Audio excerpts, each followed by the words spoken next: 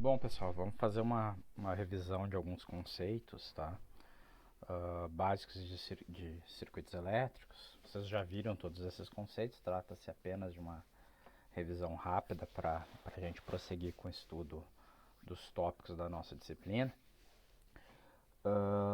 Basicamente, o que a gente vai estar conversando aqui são os seguintes tópicos, trato dos seguintes tópicos. Deixa eu trocar aqui para a tela cheia. Quais conteúdos que a gente vai estar abordando nessa primeira parte, tá? E basicamente o que a gente vai estar conversando ao longo desse vídeo. Então, nesse primeiro tópico aqui de revisão, vão ser 3 tópicos de revisão que eu vou tratar com vocês. A gente vai abordar os seguintes pontos: alguns pontos referentes a questões bem básicas de circuitos, que são os elementos de circuito fundamentais, né? Fontes de tensão e corrente, resistências elétricas, fontes dependentes e também a parte de leis de Kirchhoff, tá? E toda a parte de associações, divisores de tensão e corrente, como nós devemos fazer medição de tensão e corrente, e terminando na parte de conversão estrela-triângulo. Nessa primeira aula aqui, nesse primeiro vídeo, eu vou tratar especificamente das definições mais básicas, terminando com um exemplo, abordando todos os conceitos que a gente está tratando aqui, tá? Então, basicamente, eu vou falar de elementos de circuitos, leis de Kirchhoff e resistores. Então, só relembrando, né, pessoal, uma fonte elétrica é todo dispositivo que consegue converter energia não elétrica em elétrica, não importando o sentido, tá?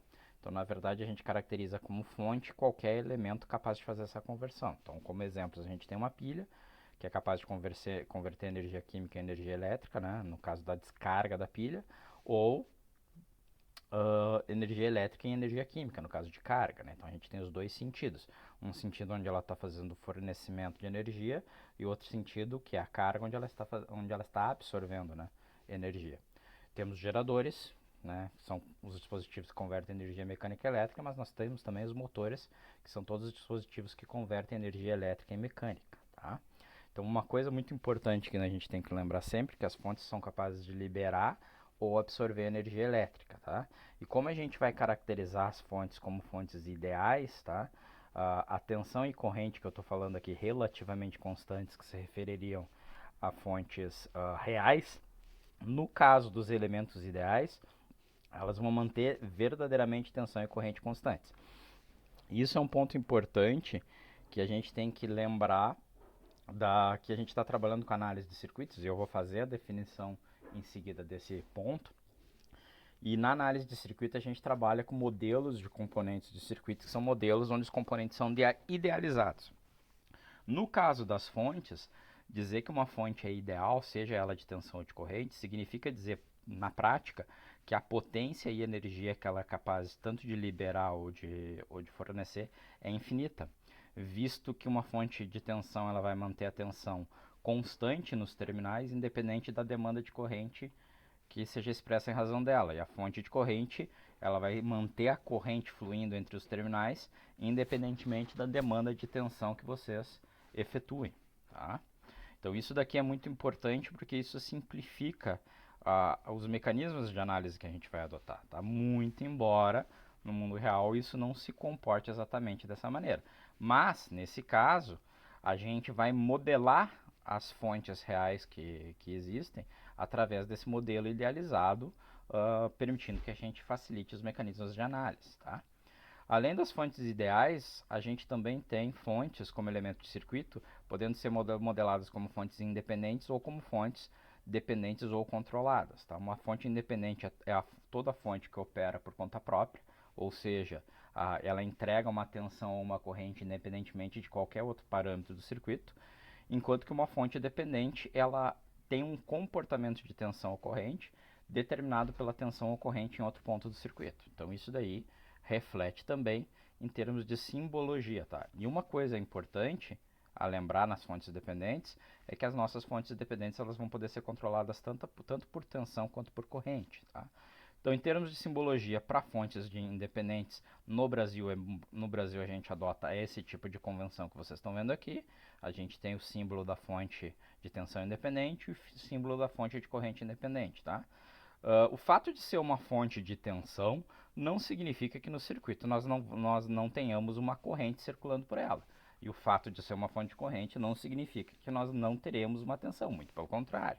Tá? Então esse é um equívoco que às vezes os alunos cometem. Tá? Fontes de tensão podem ter sim corrente circulando, tá? E fontes de corrente podem ter sim tensões em cima dos seus terminais. E é o caso mais comum, inclusive, de operação. No caso das fontes dependentes, tá? Eu mostrei aqui os modelos da fonte dependente de tensão em termos de símbolo e da fonte dependente de corrente, e eu estou ressaltando aqui que a gente pode ter fontes de tensão controladas por tensão, ou seja, onde a tensão Vs é uma razão de uma outra tensão em outro ponto do circuito que a gente está chamando aqui no caso de Vx, mas eu também posso ter a mesma tensão Vs ou uma outra fonte, tá? Com uma certa tensão, onde o valor de tensão é controlado por uma corrente no circuito. Isso significa que essas constantes aqui vão poder ser adimensionais, ou seja, eu estou convertendo uma tensão em outra tensão, ou vão poder ter dimensão física associada, no caso onde eu estou transformando uma corrente em uma tensão desejada. Tá? Bom, ainda fontes em circuitos vão ser conhecidos como elementos ativos, ou seja, elementos capazes de gerar energia elétrica, mas a gente também vai ter no nosso circuito, que a gente vai fazer a análise dos elementos passivos, tá? Que são todos os elementos que não são capazes de gerar energia, ou seja, são os elementos que só vão realizar a absorção. Tá? Em alguns casos, eles, melhor dizendo, não só que vão realizar somente a absorção, eles não são capazes literalmente de gerar energia elétrica. Em alguns casos, como no caso dos capacitores e indutores, eles vão conseguir em determinadas situações absorver, mas eles não geraram por conta própria essa energia, tá? Eles absorvem e em um outro determinado momento de operação do circuito, eles vão poder estar realizando a entrega dessa energia armazenada em uma forma ou outra. Ainda em alguns conceitos básicos, tá, pessoal? A gente tem que lembrar que toda a nossa análise de circuitos vai usar o conceito de elemento básico de circuito, tá? Um bipolo, tá? E um elemento básico de circuito nada mais é do que qualquer elemento que possua dois terminais, dois polos, tá? Que possa ter o comportamento desse elemento descrito por meio de uma equação matemática relacionando tensão e corrente. E, muito importante, que não possa ser quebrado em elementos de circuitos menores. Tá? Isso daqui tem a ver um pouco com teoria de circuitos, tá? Que nos diz que a gente está utilizando, e eu vou ressaltar isso daí mais à frente, explicar rapidamente, um modelo de circuitos de parâmetros concentrados. Tá? Ou seja, eu considero que o meu resistor é um resistor pontual, eu considero que a minha fonte é uma fonte pontual. O importante de a gente usar elementos básicos de circuitos é que isso nos dá acesso, novamente, assim como as fontes ideais, nos dá acesso a recursos de análise que de uma outra maneira seriam muito mais complexos, tá? Então isso facilita o procedimento de análise que nós teríamos e ainda assim a gente é capaz perfeitamente de usar esses blocos fundamentais para representar circuitos e sistemas físicos reais, tá? Então, se eu não conheço o circuito, se eu não conheço o elemento, eu posso usar uma representação gráfica bastante simples, como essa, tá? Inclusive, existem modelos de simbologia, por exemplo, europeus, que vão tratar resistências como simplesmente caixinhas. Tá? Então, essa seria uma representação básica. Eu tenho os dois terminais, né? Eu tenho uma tensão, eu tenho uma corrente, e deve existir alguma relação matemática relacionando esses dois elementos, tá? A gente vai adotar em todo o processo de análise aqui, que a gente vai ver adiante, relembrando, tá? O que a gente chama de convenção passiva para análise de circuitos, ou seja, é uma convenção que considera que se o sentido de análise ou o sentido da corrente está no mesmo sentido da queda de tensão, tá? de um elemento de circuito, a gente utiliza um sinal positivo na operação associada. Se a corrente estiver no sentido de aumento da tensão, a gente utiliza um sinal negativo. Então, por exemplo, usando esse elemento de circuito aqui, digamos que a gente quisesse calcular a potência associada a esse elemento de circuito. A potência elétrica é a tensão V vezes a corrente I, e nesse caso, como a gente está no sentido de queda de tensão, tá? A gente está ingressando aqui pelo polo positivo e saindo pelo negativo, a gente está ocorrendo uma queda de tensão ao longo do elemento em razão da corrente convencionada, a gente escreveria essa potência como mais V vezes I. Se a corrente estivesse no sentido invertido, estivesse ingressando pelo polo negativo, a gente simplesmente colocaria o sinal negativo na frente dessa expressão e escreveríamos P igual a menos V vezes I. Tá? Ainda, Uma outra definição importante, extremamente importante, tá? Um nó de um circuito nada mais é do que um ponto onde dois ou mais elementos de circuito se unem. Então, por exemplo, nesse modelo que eu estou apresentando aqui para vocês, nós teríamos, né, dois nós presentes. Este nó aqui que está unindo os elementos A, B e C, e um outro nó que está unindo os elementos C e D. Tá? Mais uma definição, que é a definição de caminho fechado ou laço, que eu vou relembrar depois nas leis de Kirchhoff. Tá? Um caminho fechado ou um laço nada mais é do que um caminho que a gente percorra no circuito, iniciando num certo nó, percorrendo vários elementos de circuito, retornando ao nó original, sem passar por um nó intermediário mais de uma vez. Tá? E disso tudo, da definição de nós, talvez aqui o conceito mais direto que a gente vai usar seguidamente é o conceito de associação série e paralelo. E a gente diz que dois elementos de circuito quaisquer eles estão em série quando o nó que conecta os dois elementos é compartilhado somente pelos dois elementos em questão, certo?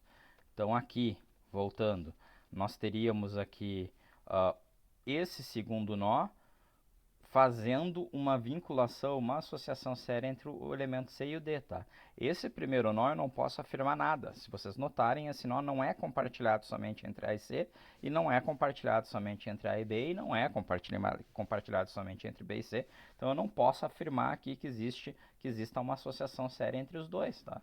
Existe uma vinculação em série. Já entre C e D eu consigo fazer essa afirmação, tá? E a gente afirma também que aí cuidem mais aqui, né? Dois ou mais elementos de circuito estão em paralelo, quando ambos os nós terminais dos dois elementos são comuns entre eles. Então aqui eu tenho um exemplo de conexão paralelo, né?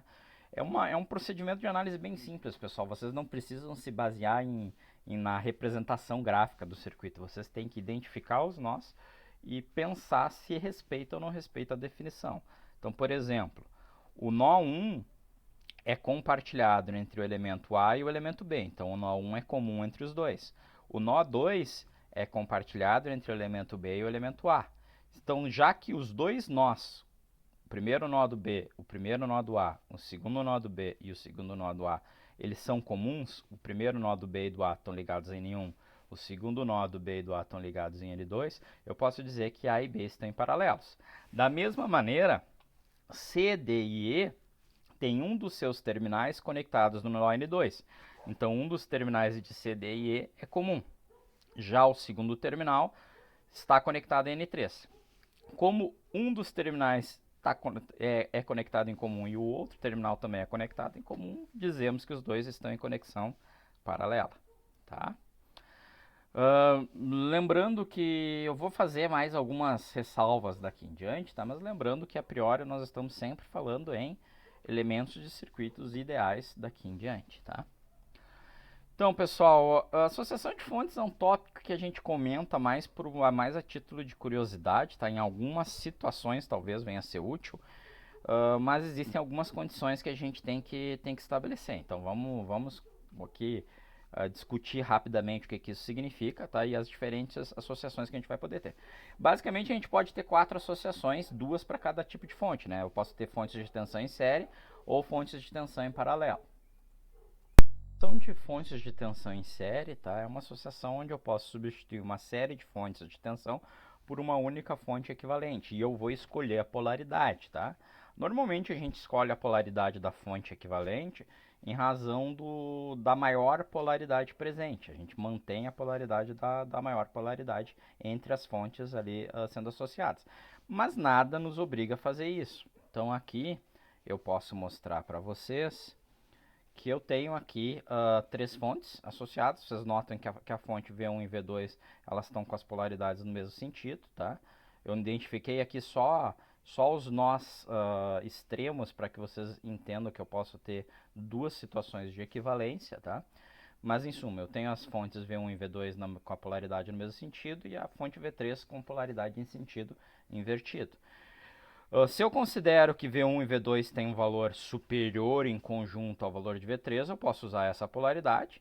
E como eu estou usando essa polaridade, eu mantenho os valores de V1 e V2 positivos E como o V3 está com sentido de polaridade invertido, eu subtraio aquilo. Pense que a gente está fazendo aqui uma associação de pilhas, né? Eu tenho aqui 4 volts e digamos que eu tenha 4 volts só que em sentido invertido. Minha resultante vai ser 4 mais 4 menos 4, me dando 4 volts no final. Mas eu também posso escolher a polaridade de V3. Se eu adotar a polaridade de V3 como a polaridade da fonte equivalente, eu vou considerar V3 positivo e vou considerar V1 e V2 como sendo negativas, tá? Para eu gerar o valor da fonte equivalente. Notem que essa minha representação aqui está demonstrando para vocês que eu posso substituir esses 3 elementos básicos de circuito entre o nó A e o nó B por um elemento equivalente, ok? E isso eu vou sempre progressivamente redesenhando o meu circuito até chegar numa situação que seja mais conveniente para minha análise, tá? Fontes de tensão em paralelo, por um outro lado, elas só podem acontecer se todas as fontes associadas tiverem o mesmo valor, tá? Não é fisicamente, pela definição de potencial elétrico, não é fisicamente possível conectar aos mesmos pontos duas fontes de tensão de valores distintos. Tá? Então, na prática, eu posso simplesmente substituir as fontes ligadas entre nó A e nó B por uma única fonte equivalente, tá?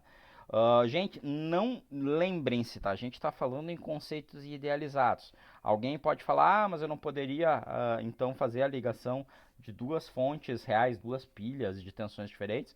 Para começo de história, vocês não deveriam fazer isso por inúmeras razões, tá? Mas se vocês fizerem isso, não se esqueçam que vocês estão trabalhando com fontes reais. Então, elas não estão efetivamente, do ponto de vista de modelos circuitos, vocês não estão realmente conectando fontes de tensão distintas aos mesmos pontos, tá? Isso exige uma explicação um pouco mais detalhada mais à frente, tá? Já fontes de corrente em série respeitam também essa mesma restrição, tá? Não há sentido em eu falar em correntes distintas quando eu tenho fontes de corrente conectadas em série. Essas fontes de corrente necessariamente têm que ter o mesmo valor. Por um outro lado, fontes de corrente em paralelo, essas sim, tá? Podem ser substituídas por uma única fonte equivalente. E a ideia de fonte equivalente segue exatamente aqui a nossa mesma noção, tá?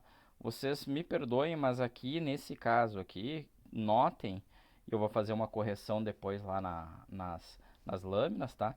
Notem que o nó aqui está invertido, perfeito? Aqui deveria ser o NA e embaixo o NB, tá? Só um segundo que eu já vou providenciar a correção para vocês. Bom, já fiz a correção, fiz uma correção aqui embaixo também, tá?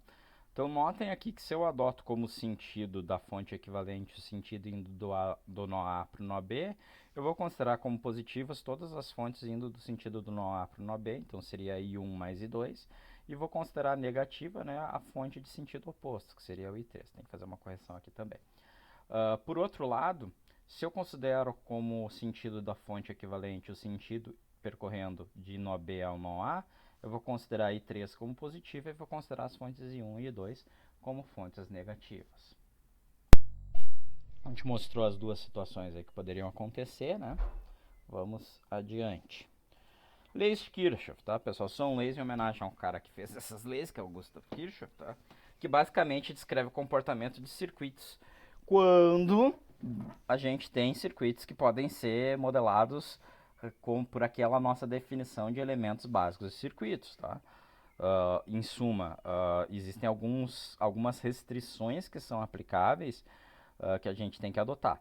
Quando a gente não tem os circuitos que a gente chama de circuitos de parâmetros concentrados, ou seja, onde eu posso ver o resistor é um ponto, o capacitor é um ponto, o indutor é um ponto, é um elemento físico concentrado que eu tenho em mãos, aí eu tenho o que a gente chama de circuitos de parâmetros distribuídos, onde os efeitos de resistência, capacitância e indutância são distribuídos continuamente ao longo da linha do circuito, tá?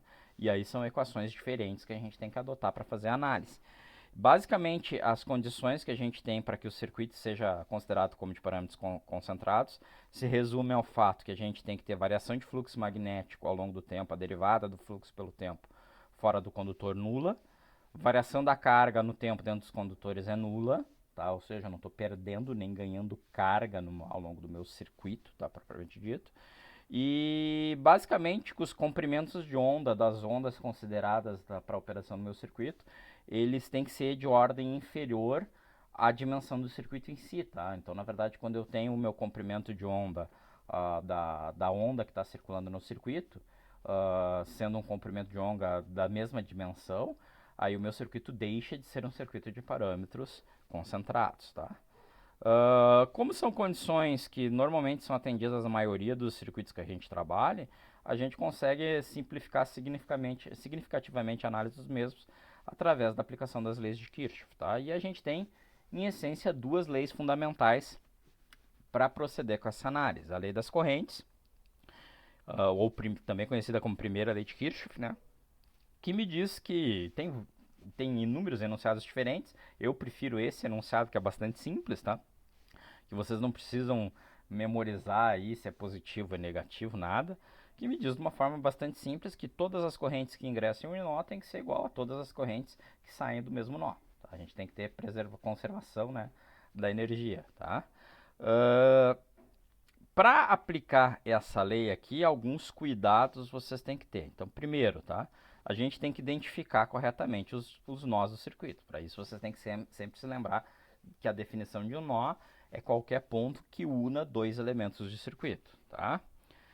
Se não ocorre a união de dois elementos de um circuito, o que vocês têm simplesmente é um nó aberto. Tá? Em suma, se tem um fiozinho somente entre os dois nós que vocês estão considerando, na verdade aquilo é um nó único. Tá? Segundo ponto, uma vez que vocês têm os nós, vocês vão literalmente atribuir correntes nos diferentes elementos. Tá? Ah, mas eu tenho que atribuir a corrente para o sentido de cima para baixo. Não existe o de baixo para cima, da esquerda para a direita. Não existe essa restrição, tá, pessoal? Vocês podem determinar um sentido qualquer para a corrente.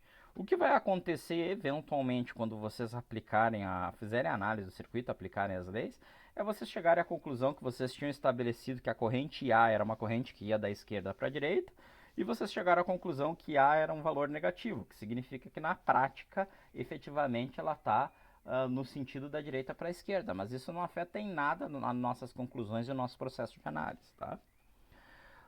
E aí, um comentário é que aplicando a lei de Kirchhoff, vocês vão ter N equações para os diferentes N nós, das quais somente N-1 equações é que vão ser realmente independentes, tá?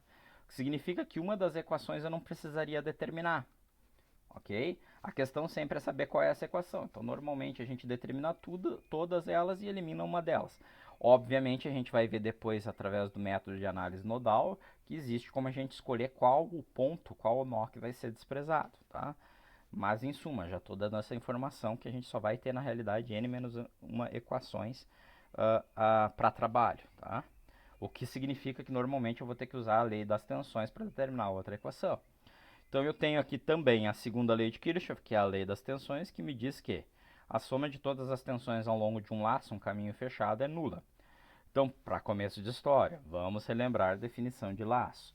Laço é todo caminho fechado que começa em um nó, começa no nó A, percorre outros nós do circuito, termina de volta no nó A, mas nunca passa por um dos nós intermediários mais de uma vez, ok?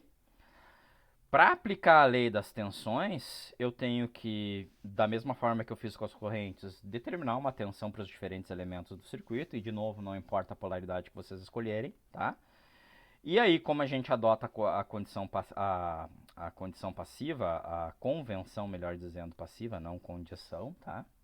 Como a gente adota essa convenção, a gente considera como positiva todas as tensões que estão no sentido de queda de tensão e negativos os aumentos das tensões, tá?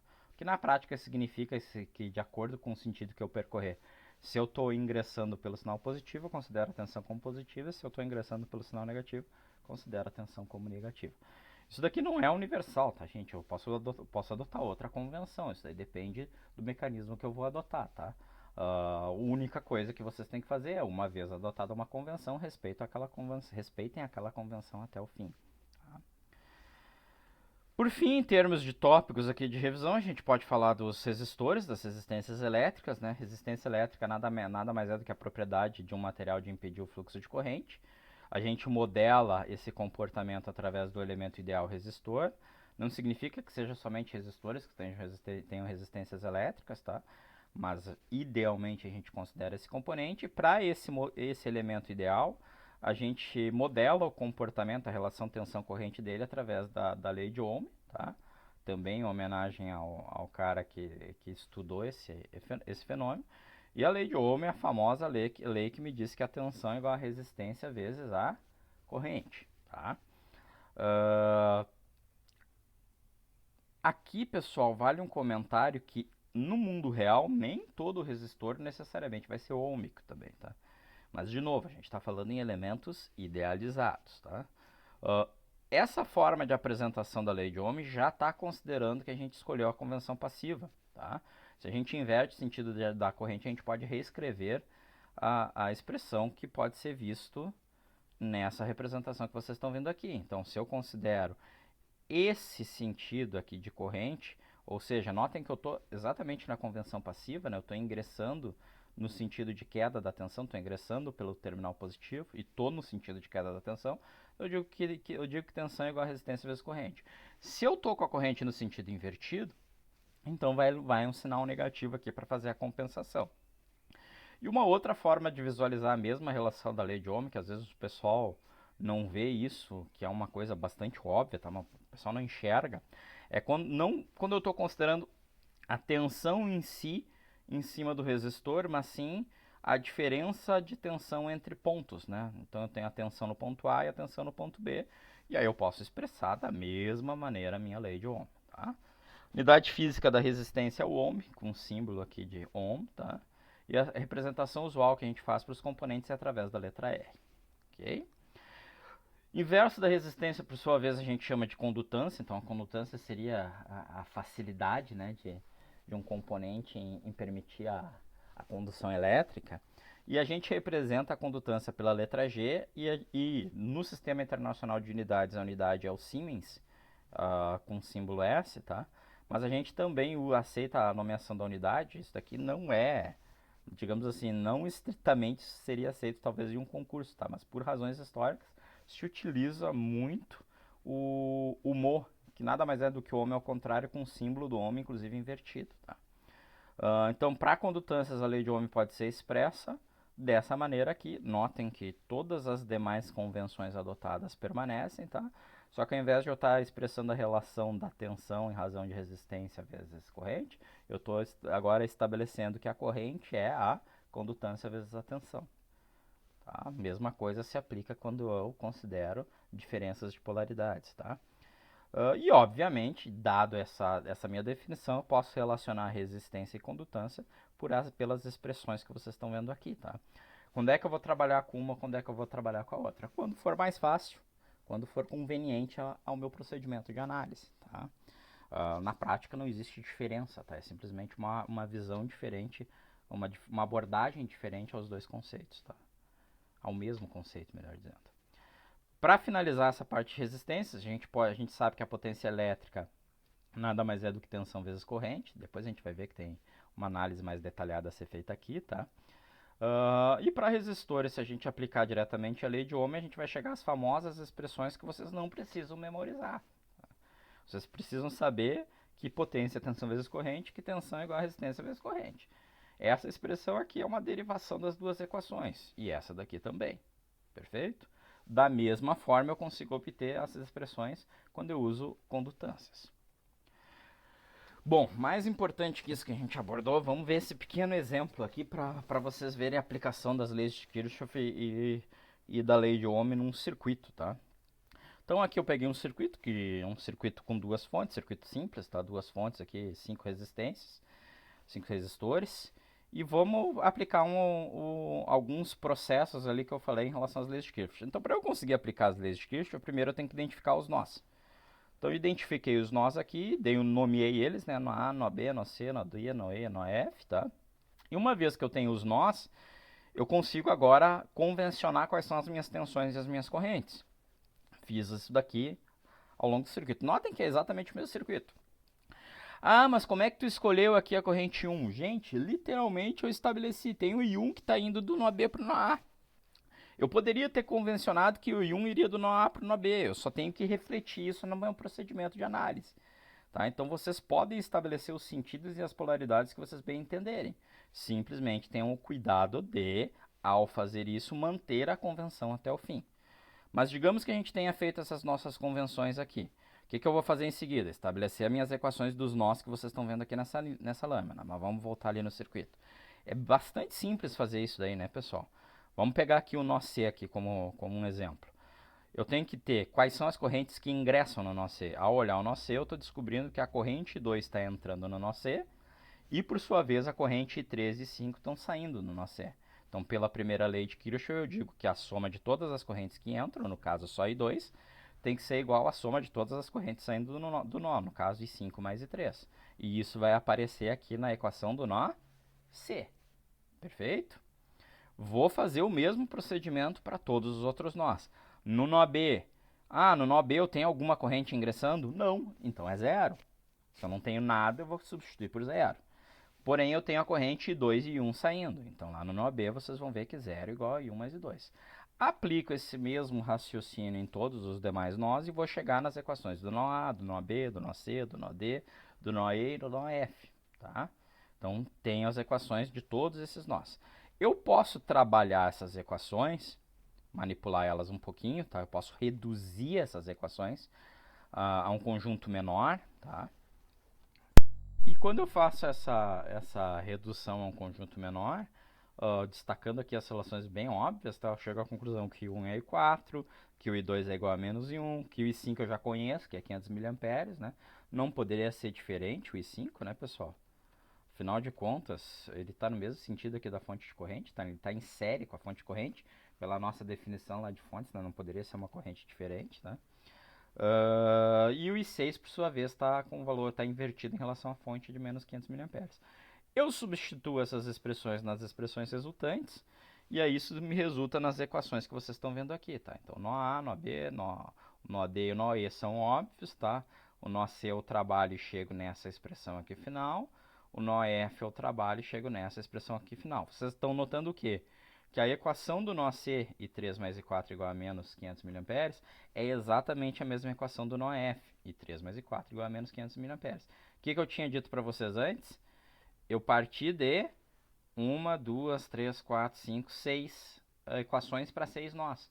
Mas lá na lei de Kirchhoff eu tinha já dito para vocês que dos n nós que eu tenho, no caso n igual a 6, eu teria somente n menos 1 equações independentes entre si. Não deu outra. Para 6 nós, eu consigo trabalhar, na verdade, com 5 equações. O nosso problema é que, apesar de eu ter 5 equações, eu tenho 1, 2, 3, 4, 5, 6 incógnitas. Então, esse meu sistema aqui não admitiria uma solução óbvia, né?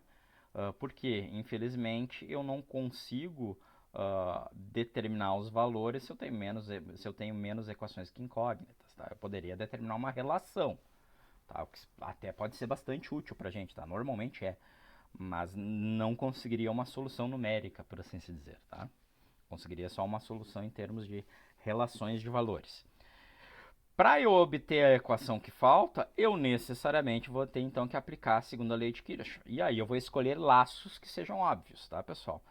Então, eu vou escolher o laço 1 que eu indiquei aqui. O laço 1 é qual laço? O laço que passa por NA, NB, NC, NF, terminando de volta em NA. E o laço 2 é NF, NC, ND, NE, terminando em NF. Escolhi dois laços bem óbvios. Poderiam ser outros laços? Poderia, tá? Eu poderia ter escolhido aqui o laço externo e um dos internos, por exemplo, tá? Mas não há necessidade de tornar mais complexo aqui o nosso procedimento, tá? Uma vez que eu tenho os dois laços, eu vou estabelecer aqui as minhas equações dos laços. Como é que eu estabeleço as equações dos laços? Segunda lei de Kirchhoff, a soma de todas as tensões ao longo do laço é nula, tá? E eu estou usando a convenção passiva. Como é que era a convenção passiva? Queda de tensão é positivo, aumento da tensão é negativo. Traduzindo para termos humanamente compreensíveis, né?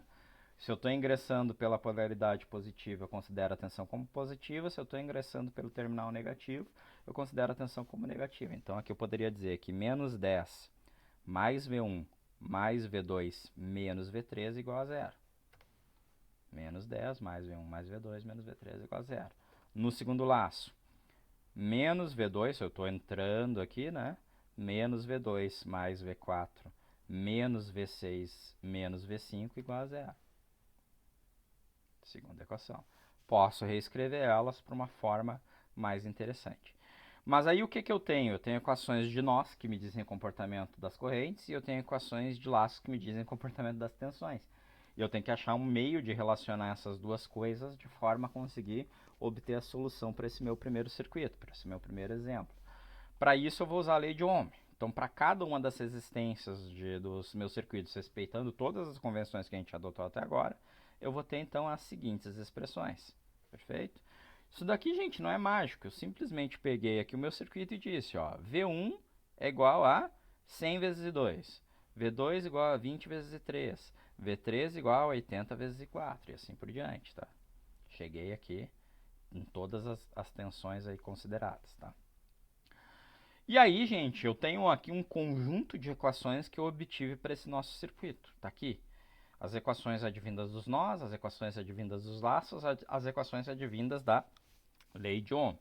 Então agora, antes eu tinha equações a menos, né? Eu tinha 6 incógnitas e 5 equações. Agora eu tenho muito mais equações que o necessário.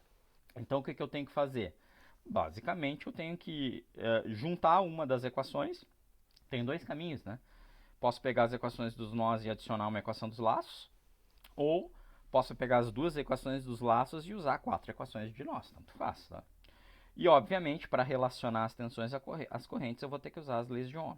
Então, basicamente, o processo que segue aqui, no resto do nosso exemplo, é um processo em tudo matemático, tá? Então, não há muito até o que se discutir nesse caso, tá? Eu simplesmente vou pegar um dos laços e vou juntar minhas equações dos nós para eu ter a sexta equação necessária. Então, eu peguei V1 mais V2 igual a 10 mais V3, que é a equação do laço 1.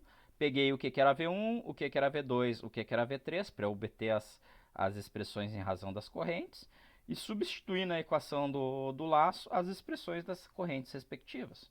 Me deu essa equação aqui, 100 vezes 2 mais 20 vezes 3, menos 80 vezes 4 igual a 10. Notem que essa equação aqui é a mesma equação do laço original, simplesmente usando as definições da lei de Ohm. Tá? Com isso, eu obtive o meu conjunto aqui agora, sim, de 1, 2, 3, 4, 5, 6 equações para 6 incógnitas. Poderia aqui usar o método que eu bem entendesse de solução para esse sistema, tá? De equações lineares. Mas se a gente tiver aqui um pouquinho de cuidado, vocês vão chegar à conclusão, né, que esse sistema pode ser facilmente reduzido, tirando já as variáveis que já têm valor determinado, né? Eu não preciso incluir aqui 5 e 6, eu já conheço o valor deles, tá? A menos que eu precise substituir uma outra equação. Eu posso reduzir, então, esse sistema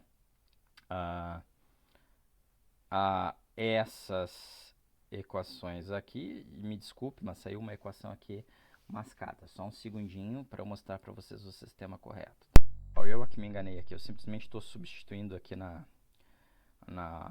equação. Ah, não, tá certo sim, tá ali o I3. É difícil de enxergar ali no início. Bom, já fiz a correção aqui, agora sim, ó, fica evidente as equações que eu vou usar. Eu só eliminei a equação aqui 5 e 6, que eu já tenho o valor e não precisa ser usada em mais nenhuma das outras. Fiquei com as quatro outras equações e trabalho essas equações aqui, basicamente, de forma a chegar a um sistema aqui que me ajude no que eu quero determinar, que é esse sistema final, tá? Soluciono o sistema, perfeito? E ao fazer a solução do sistema, chego então na conclusão aqui dos valores das correntes de 3 e 4, e a partir delas eu consigo determinar todas as correntes. Então agora eu conheço todas as correntes circulando no meu circuito de acordo com a convenção que eu adotei lá no início. Tá? Uma vez que eu fiz isso, gente, uma vez que eu tenha feito isso, o que resta eu fazer? Tá? Eu posso determinar tensões e potências se eu quiser. Tá? Então, uma informação, de novo, importante ao respeito das correntes obtidas. Ah, mas Yun está negativa. Isso não afeta nada a nossa análise. Tá? Isso simplesmente está me dizendo que, na realidade, a minha corrente eu tomei uma convenção que está invertida. Mas eu posso seguir com o resto da análise usando a corrente naquele mesmo sentido que esse valor de menos 100 mA. Tá? Único comentário aqui final para esse exemplo, que é importante até para fechar essa primeira parte da nossa revisão, é a gente lembrar a questão da potência, tá? E eu vou relembrar aqui a definição da convenção passiva, tá? Vou manter a mesma convenção e aí eu vou afirmar o quê? Que se eu tiver potências com resultado positivo, isso vai indicar que o elemento está absorvendo energia, caso de uma resistência, tá? E se eu tiver potências com resultado negativo, basicamente eu estou indicando que aquele elemento em questão está fornecendo energia, tá? O único cuidado que a gente tem que ter aqui é que a gente conhece tudo o que é necessário para determinar as potências, com exceção da fonte de corrente, tá? Então, normalmente nas fontes eu vou ter que dar um jeito, usando as leis de Kirchhoff, de determinar o par corrente e tensão, porque não tem outra forma de fazer o cálculo da potência. Então, para a fonte de corrente, eu tenho que determinar o quê? A tensão V6. Só ir lá no circuito para lembrar vocês. Ó. Eu sei qual é a corrente, é 500 mA, mas eu tenho que descobrir qual é o valor da tensão V6. Eu já tenho esse valor, tá? Eu já fiz todos os cálculos, eu já conheço todas as correntes. Então, eu simplesmente vou pegar algum laço onde eu tenho o V6, vou substituir os valores das tensões calculadas em razão das correntes que eu já tenho, usando a lei de Ohm, e isso vai me dar o valor do V6, que no caso seria um valor de 58 volts. E aí eu vou calcular a potência. Como é que eu calculo a potência? Eu uso tensão vezes corrente, ou posso usar aquelas formuletas lá para resistência, que não é necessário, tá? Mas eu tenho que lembrar sempre o que? Se eu vou usar um sinal positivo ou se eu vou usar um sinal negativo, tá? Então vocês me permitam retornar lá ao circuito, só para relembrar para vocês como é que a gente faz isso. Então no caso da fonte aqui que eu tenho de tensão, se vocês notarem, eu coloquei a corrente 1 no sentido da queda de tensão. Ou em outras palavras, né, a corrente 1 está ingressando pelo terminal positivo. Então eu vou dizer que a potência da fonte de 10 volts é mais 10 vezes o I1. E aí vou usar o valor do I1. Já que no caso da fonte de corrente, a minha corrente está no sentido de aumento da tensão, né? Então, em suma, ela está ingressando pelo negativo. Então, eu vou dizer que a potência da fonte de corrente é menos V6 vezes 500 mA, seja o valor que for o valor de V6. Usando essas convenções todas, eu vou chegar então aos seguintes valores de potências. Vocês vão ter aqui que a fonte de tensão está negativa, porque é 10 vezes o valor de 1, que é menos 100 mA. Ela entrega 1 watt para o circuito. As resistências, obviamente, estão absorvendo energia, tá? E a fonte de corrente está entregando a maior parte da energia aí para o nosso circuito, está entregando 29 watts. Isso daqui, gente, é um comentário interessante que vocês têm que tomar cuidado, que a gente chama isso daqui de orçamento de potência de um circuito. O que é orçamento de potência? É a potência de todos os elementos. E todo circuito tem que ter orçamento nulo. A gente não cria nem perde energia ao longo do circuito, tá? E por fim, pelo que eu consegui mostrar aqui para vocês, notem que usar leis de Kirchhoff e lei de Ohm é a base de tudo que a gente vai ver, tá? Na prática, dominar o uso das leis de Kirchhoff e o uso da lei de Ohm permite que vocês façam análise de circuitos muitas vezes mais simples e mais flexível do que vocês usarem os outros métodos. Obviamente, a gente vai usar outras técnicas que vão, às vezes, simplificar, às vezes vão mecanizar um pouquinho o processo de análise, tá? Mas vocês têm sempre que ter a noção de como se comportam as leis de Kirchhoff e lei de Ohm, e as associações, e o comportamento sério, o comportamento paralelo, de modo a vocês não perderem a noção do que está ocorrendo no circuito. Então é muito mais do que simplesmente obter valores de tensão e corrente, tá ok? Eu vou terminar essa primeira parte aqui do tópico 1, tá? E depois eu já vamos continuar com o vídeo referente aos demais tópicos, que vão falar basicamente de associações, divisores e conversão estrela-triângulo, ok?